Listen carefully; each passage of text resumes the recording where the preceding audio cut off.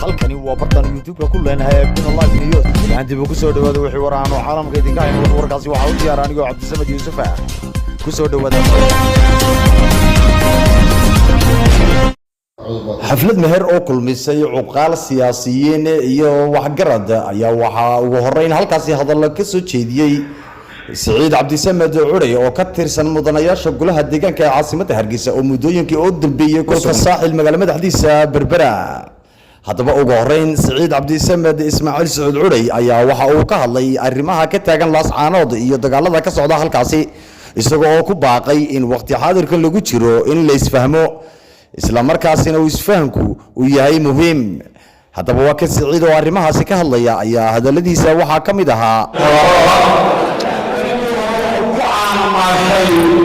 دخل في السياسة والإسماعات لكن يقول المجتمع اللي أنا دخل في السياسة والإسماعات يجري كل هذا مشروع الصومال الآن بعيد ما تقول ولا لها كتير ناس عانوا بالنور ولا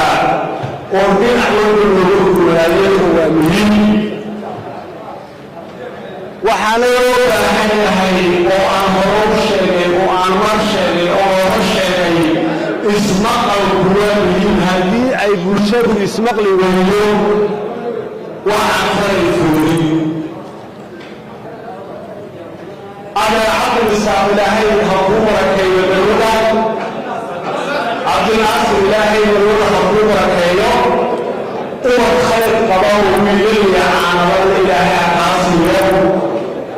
دلبا يفهم كل هاي دوما انتي المرة كان مسؤول عن